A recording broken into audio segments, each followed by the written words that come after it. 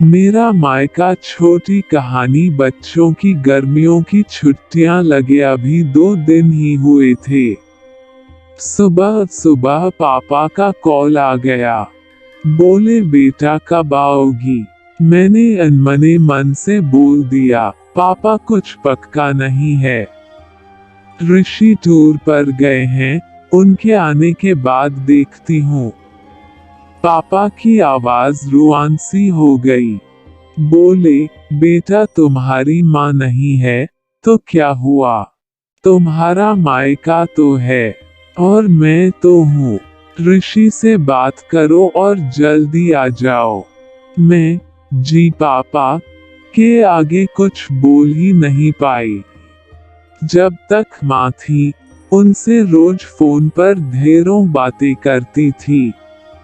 साल में एक बार गर्मी की छुट्टियों में मैं पूरे 10 दिन के लिए मायके जाती थी।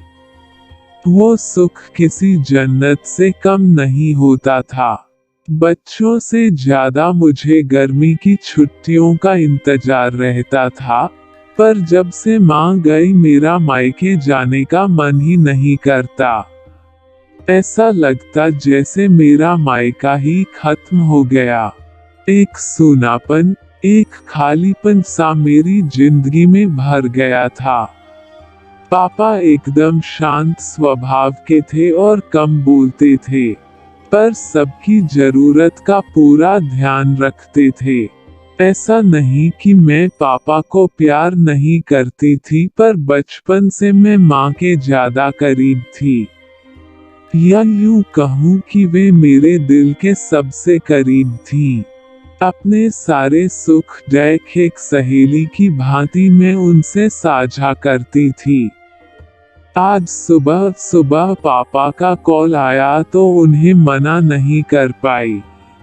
पापा का दिल रखने के लिए ऋषि से बोलकर अगले ही हफ्ते के टिकट करवा लिए और पहुंच गई मायके।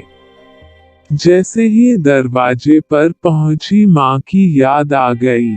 ऐसा लगा जैसे वो अभी बाहर निकलकर मुझे गले लगा लेंगी। सोच के आंखें भर आईं। किंतु आज माँ की जगह पापा बाहें फैलाए मेरा इंतजार कर रहे थे। सालों बाद पापा को गले लगा के खूब रोई। पापा ने अपने आंसू छुपाते हुए प्यार से मेरे सिर पर हाथ फेरा तो दिल थोड़ा हल्का हो गया। बहुत दिन बाद पापा को देखा। कमजोर लग रहे थे। वैसे तो भाई भाभी और पापा सभी मेरा बहुत ध्यान रख रहे थे। बच्चे तो अपने खेल और मस्ती में व्यस्त हो गए थे, पर ना जाने क्यों मेरी नजरें हर पल जैसे माँ को ही ढूंढती थीं। आज भी पापा पहले की तरह रोज खाने के बाद मेरी पसंदीदा मटका कुल्फी लाना नहीं भूलते थे। भाई भी बच्चों को कभी पार्क, कभी चिड़ियाघर तो कभी बाजार घुमाने ले जाता था। भाभी भी रोज मुझसे पूछकर मेरी पसंद का खाना बनाती। सब कुछ पहले की तरह ही था, बस माँ नहीं थी। इस बार मायके में मेरा दिल नहीं लग रहा था। माँ की कमी मुझे बहुत खल रही थी। ऋषि को कॉल करके मैंने 2 दिन बाद का टिकट करवा लिया। सबने मुझे रोकने की बहुत कोशिश की, पर मैं नहीं मानी। देखते ही देखते मेरे जाने का समय आ गया। आज शाम की ट्रेन से मेरी घर वापसी थी। मैंने सामान पैक करके रख लिया था। बस पापा का इंतजार कर रही थी। पापा ना जाने सुबह से बिना बताए कहाँ चले गए थे। उनका मोबाइल भी नहीं लग रहा था। मन घबरा रहा था। बिना बताए आखिर गए कहाँ। इधर मेरी ट्रेन का समय भी होता जा रहा था। समझ नहीं आ रहा था कि क्या करूं। तभी पापा का कॉल आया। बोले गुड़िया तुम लोग स्टेशन पहुंच जाओ, मैं सीधे वहीं पहुंच रहा हूं। हम लोग स्टेशन पहुंच गए। ट्रेन सही समय पर थी। पापा स्टेशन पर हमारा इंतजार कर रहे थे। उनके हाथ में एक बॉक्स था। उन्होंने मुझे देते हुए गले लगाया और बोले, इसे ही लेने गया था, इसलिए देर हो गई। संभाल के रखो। मैंने आश्चर्यचकित होते हुए पूछा, इसमें क्या है? पापा की आंखें भर आईं। अपने आंसू पोंछते हुए बोले, तुम्हारी माँ का प्यार। कुछ समझती तभी ट्रेन आ गई। हमें ट्रेन में बैठा के पापा और भाई ने विदा कर दिया। मेरी नजरों से ओझल होने तक पापा वहीं खड़े हाथ हिलाते रहे। मैं भी एकटक ना जाने कब तक बाहर खिड़की से उन लोगों को निहारती रही। तभी बेटे ने आवाज दी और मेरे हाथों में एक चिट्ठी थमाते हुए कहा, मम्मी नाना जी ने ये आपके लिए दिया है।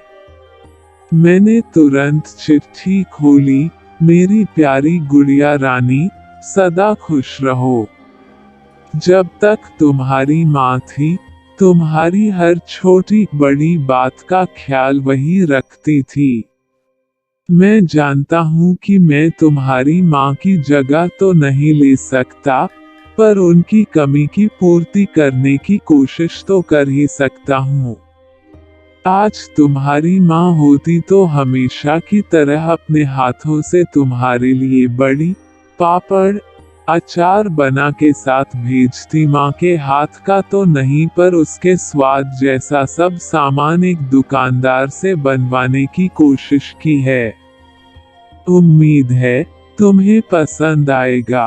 और हाँ बेटा, माँ नहीं है तो क्या हुआ, तुम्हारा मायका और हम तो हैं। पहले की ही तरह तुम्हारा इंतजार रहेगा।